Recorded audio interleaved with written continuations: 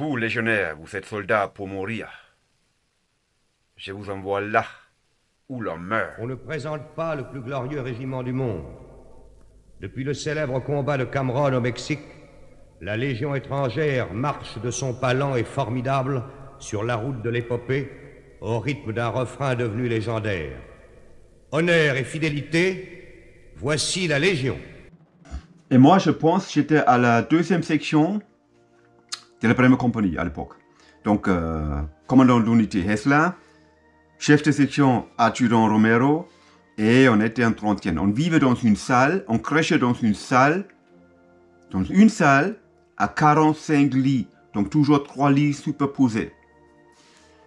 Les matinées, grattage du parquet avec une brosse à dents.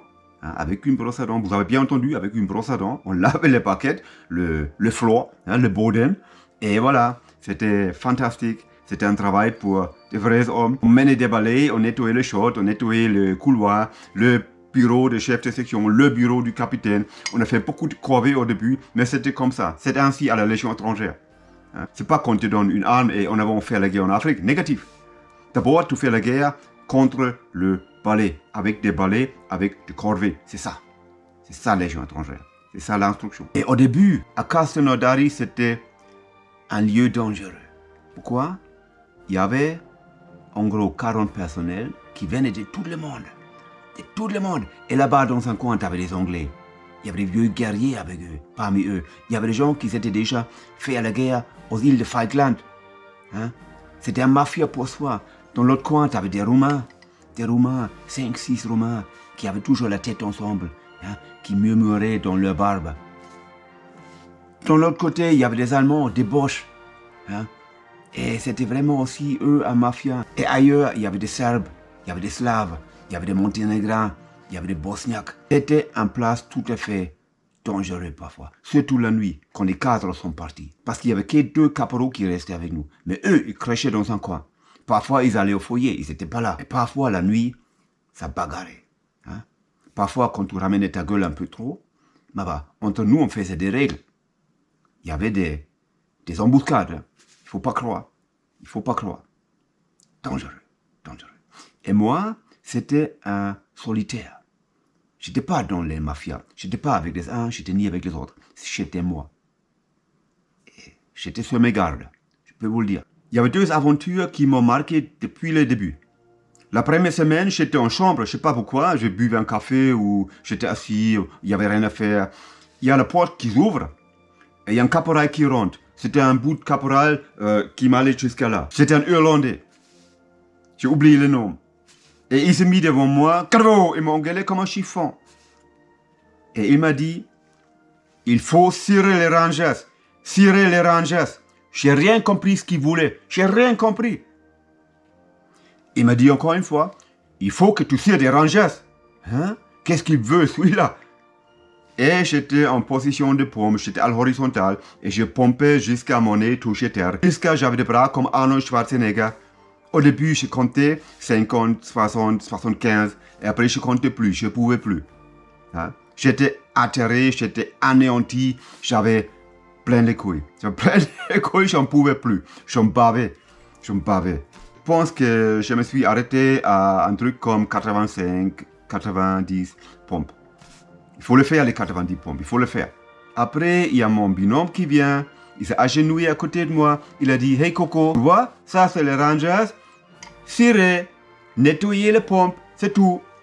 Moi, Bosch, non compris, ne parlais pas francophone, ne parlais pas français, alors j'ai rien compris. Et le caporal voulait justement me dire, il voulait que me dire, il faut que tu nettoies des pompes, c'est tout.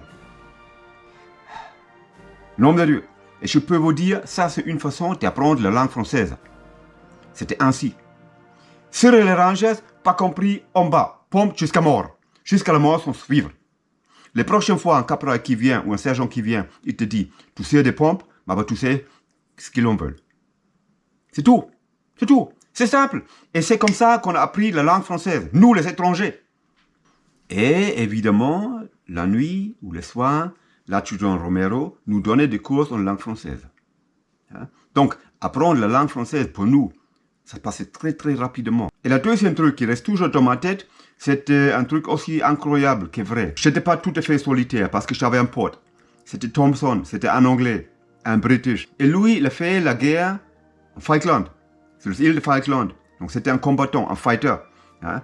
Un vrai. Il était gros, il était costaud, il avait la force. Et c'était un soldat expérimenté. On n'était pas en binôme, mais on était toujours ensemble.